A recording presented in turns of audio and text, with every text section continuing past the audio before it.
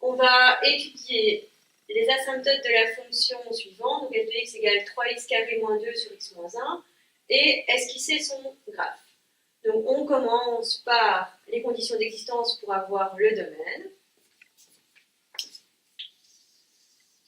La condition d'existence de cette fonction, c'est que x moins 1 doit être différent de 0, ce qui équivaut à dire que x est différent de 1. Donc le domaine, on peut tout prendre sauf 1, c'est-à-dire c'est l'ensemble des réels, sauf 1. Ensuite, on fait les zéros de f, dans le but après de construire le tableau de signes. Donc pour calculer les zéros d'une fonction, il faut que f de x soit égal à 0. Donc 3x carré moins 2 sur x moins 1 soit égal à 0. On fait passer le x moins 1 de l'autre côté en fois 0 fois x moins 1, ça reste 0. Donc en fait, il suffit que le numérateur soit égal à 0. On isole x carré, donc 3x carré égale 2, x carré égale à 2 tiers. Donc x vaut plus ou moins la racine carrée de 2 tiers, c'est-à-dire plus ou moins la racine carrée de 2 sur la racine carrée de 3, en multipliant par racine de 3 au numérateur et au dénominateur, on a plus ou moins la racine de 6 sur 3. Alors, on va regarder ce que ça fait environ à la calculatrice. Racine de 6 divisé en 3. Donc, on estime à 0,82. Les zéros sont tous les deux acceptés puisqu'ils sont bien dans le domaine de la fonction. On peut dresser le tableau de signes de la fonction.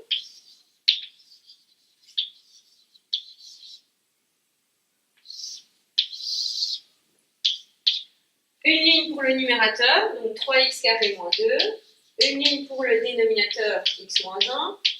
Et une ligne pour le quotient, c'est-à-dire la fonction.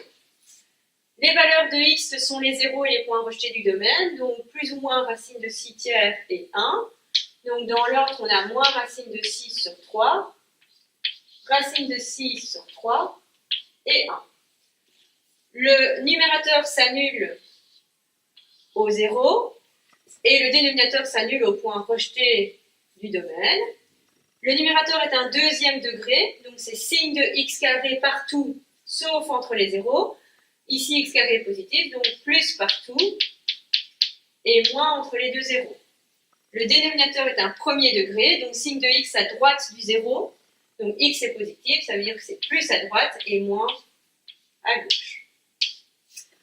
On effectue la division, donc plus par moins, moins, 0 par moins, 0, moins par moins, plus, 0 par moins, 0, plus par moins, moins, plus divisé par 0, ça n'existe pas, et plus par plus, plus. Ensuite, on passe aux asymptotes. Donc d'abord, les asymptotes verticales. Donc, les asymptotes verticales, on les regarde au point rejeté du domaine. Donc ici, on va regarder s'il n'y a pas une asymptote verticale en 1.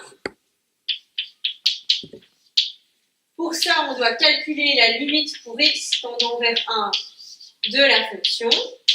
Alors, normalement, on remplace les x par 1 et on regarde ce que ça fait. Ici, ce n'est pas la peine de le faire. Il suffit d'utiliser son tableau de signes. On sait qu'au numérateur, on a un nombre positif et au dénominateur 0.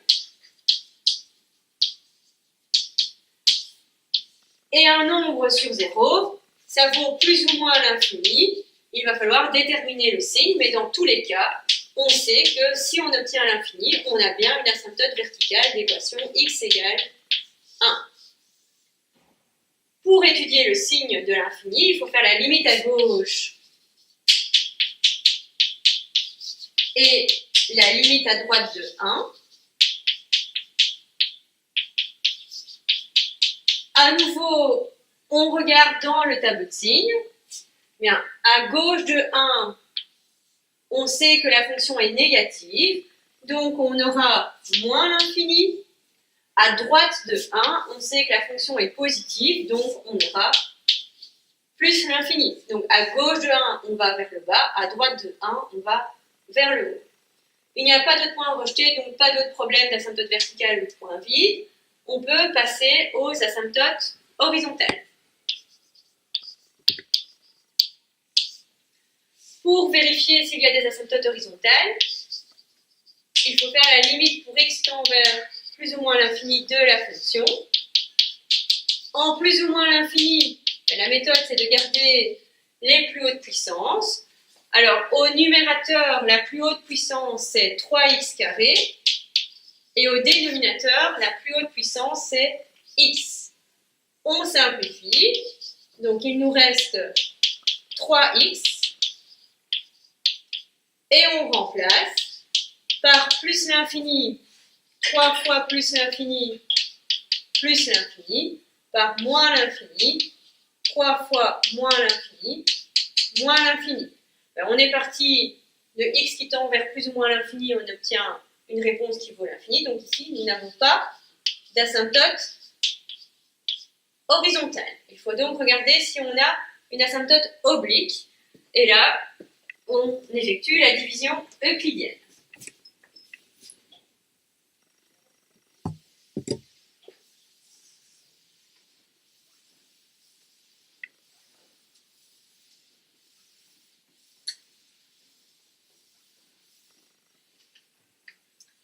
On va donc diviser notre numérateur 3x carré plus 0x moins 2, on complète le polynôme, par x moins 1. 3x carré divisé par x, ça fait 3x. On multiplie. 3x fois x, 3x carré. 3x fois moins 1, moins 3x. On fait bien attention de mettre dans les bonnes colonnes les x carré avec les x carré, les x avec les x. On soustrait. 3x carré moins 3x carré, 0. 0x moins 3x, donc 0x plus 3x, 3x. Et on descend le moins 2. On recommence la même opération. 3x divisé par x plus 3. On multiplie 3 fois x, 3x. 3 fois moins 1, moins 3. On soustrait. 3x moins 3x, 0. Moins 2, moins 3. Moins 2 plus 3, donc 1. Donc, mon reste vaut 1. Mon quotient vaut 3x plus 3. Ça veut dire que mon quotient est du premier degré, donc j'ai bien une asymptote oblique d'équation y égale 3x plus 3.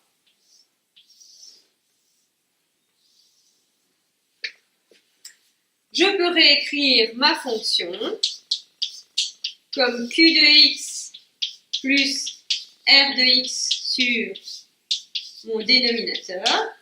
Donc q de x, 3x plus 3, qui est l'équation de mon asymptote oblique. Et r de x sur d de x, c'est 1 sur x moins 1. Alors, j'aimerais bien connaître la situation de la fonction par rapport à là-haut. Ça, je remets mon asymptote verticale ici.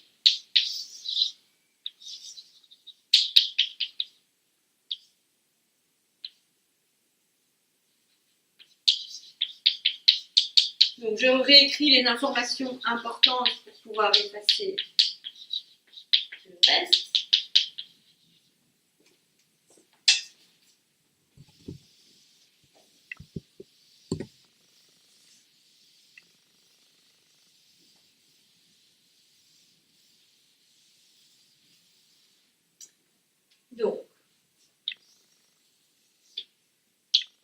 la situation de f par rapport à la haut.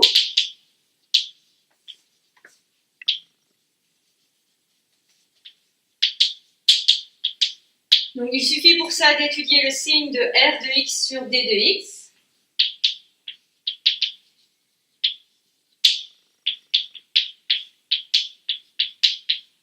C'est-à-dire ici de 1 sur x moins 1. Donc une ligne pour 1, une ligne pour x moins 1 et une ligne pour le quotient qui correspond à f de x moins q de x. 1 est toujours positif, x moins 1 s'annule en 1.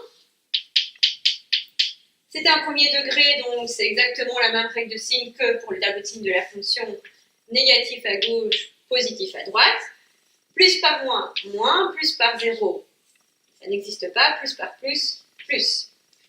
Si c'est négatif, ça veut dire que ma fonction f est en dessous de l'asymptote oblique. Si c'est positif, ça veut dire que ma fonction f est au-dessus de l'asymptote oblique. Donc j'ai deux parties. Avant 1, elle sera en dessous. Après 1, elle sera au-dessus. Donc il nous reste à faire le graphique. On trace un axe X, un axe Y.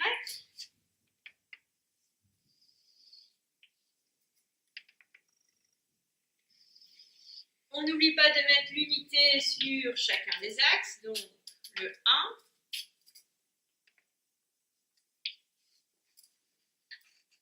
Ensuite, on trace d'abord les asymptotes verticales. J'ai une asymptote verticale en 1. Je sais que la limite à gauche vaut moins l'infini, donc je vais être vers le bas. Je sais que la limite à droite vaut plus l'infini, donc à droite, je vais être vers le haut. Je dois ensuite tracer mon asymptote oblique. Donc pour ça, je vais calculer 2 points. Je fais un petit tableau x, y.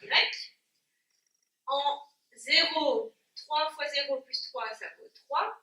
En moins 1, 3 fois moins 1 plus 3, moins 3 plus 3, ça vaut 0. Donc les points 0, 3 et moins 1, 0.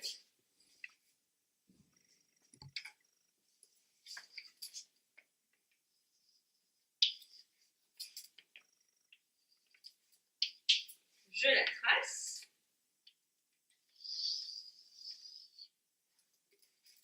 Je dois encore placer mes zéros. Donc en plus ou moins 0,82.